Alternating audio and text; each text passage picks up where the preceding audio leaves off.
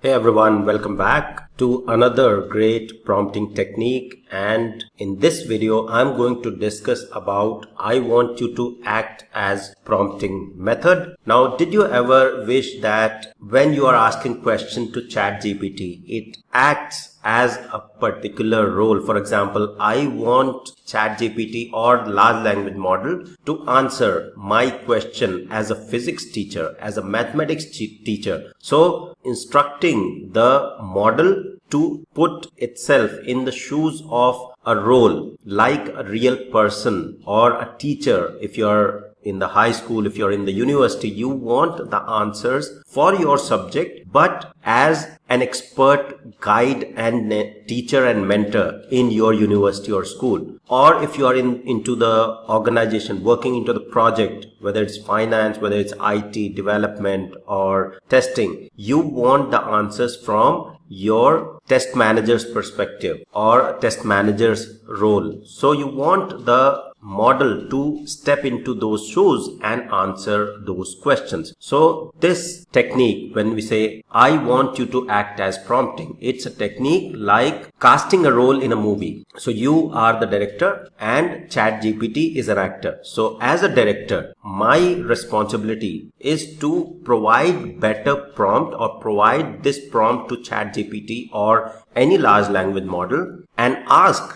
the model to step into the shoes of the actor. Act like a chef, act like a teacher, act like a physics teacher, act like a mathematics teacher, and then answer the queries. So when you say, I want you to act like a travel guide or act like a mathematics teacher, you are giving the character a tone to the ChatGPT or large language model. It gets a purpose based on that role, and it is not answering in a generic tone any further. So this is what in a crux I want you to act as prompting is all about. This is not answering the question straight away. It's stepping into the role, stepping into the shoes of the person or the actor, and then asking or then providing the answers. Now, what exactly is the simple formula to go ahead with this prompting? So the simple framework is specifying the role. Who should the AI act as? Whether you want the AI to act as a chef, as a mathematics teacher, as a physics teacher, chemistry teacher, then what task should the AI perform or what task should the AI do and provide you the results? Then the context, is there any background to consider, and the constraints, any constraints that the AI need to be aware of. So this is very simple framework for you to start with. I want you to act as prompting. Okay, now a little example here. For example, how you will write the prompt for I want you to act as a prompting. So I want you to act as maths, or I'll be more specific. I'll say high school. Okay, high school maths teacher or high school history teacher. So for example, I'll put even more context there. I'll say CBSE, which is Central Board for Secondary Education in India. So this is the board and I'm specifying high school CBSE history teacher. So I'm giving the role to large language model. Okay, now post that. So this is the role. Who should the AI act as? Then what task it should do? What should it do in that role? Okay, so the next step is to specify what you want to ask. So I'll say, help me to summarize first chapter of 2025, I'll say year 2025 syllabus for class 10. Okay, so I'm saying I want you to act as high school CBSE teacher. Help me to summarize first chapter of year 2025 syllabus for class 10. So the first chapter summary I'm looking for of 2025, I'll say history syllabus. It will remember the context because I have already asked the role or provided the role, but still it's always good to explicitly mention that 2025 history syllabus for class 10. Then the third, is there any background that you want to specify or any constraints? Now in terms of background and constraint, if you have the background and constraint, you want to have any constraint, go ahead and provide it. Otherwise this will be fine as well. But I'll just make this answer a little crisp and bullet point. So I'll put a little constraint there. So I'll say answer provide 10 to 15 bullet points only. So I have put the constraint that I only want 10 to 15 bullet points, nothing, not too much of the information. So this is how I'm going to write. I want you to act as prompting. Okay, so I've copied this. All right, so I'll copy this prompt and let's go to ChatGPT and ask this. Okay, and see how the response will be. So you'll see that here's a clear learner-friendly summary of Chapter 1, The Rise of Nationalism in Europe. And this is the CBSE Class 10 syllabus in India. And you will see the Chapter 1, Rise of Nationalism in Europe. Key points you will get, and especially that whatever I asked in 10 to 15 bullet points, and you will see that it has given me 12 bullet points and it represents the key information that is required from the history teacher perspective, high school CBSE history teacher. Okay, if you want to switch the context of the role, okay, I can say I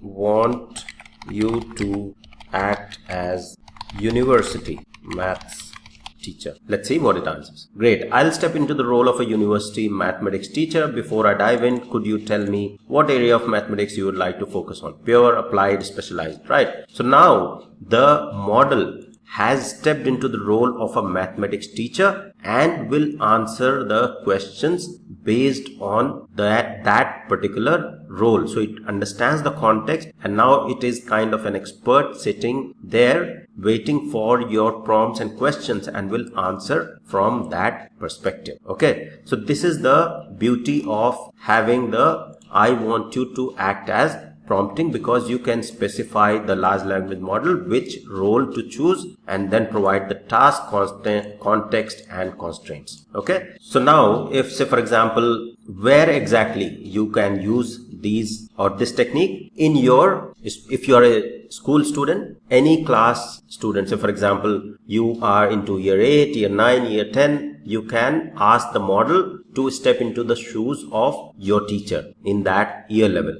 For the university, so any academics, it will be helpful. If you're working into organizations, whether it's development, software testing, business analysis, project management, for the professionals in your area, whenever you are looking for answers or expert guidance based on somebody's role, you then ask ChatGPT or any model to step into those shoes and provide you the answers. In your job search, you can take help, or you can ask ChatGPT to step into the shoes of the recruiter and provide your resume to ChatGPT and ask for the feedback on that resume, how the recruiter finds your resume. So that's where it will be helpful in your job search. So now I'll show you how this technique differentiates the responses. Okay, so for example, I want to ask explain climate change. Okay, so if I say explain climate change, this is very generic prompt, right? It will provide you answer, but very generic.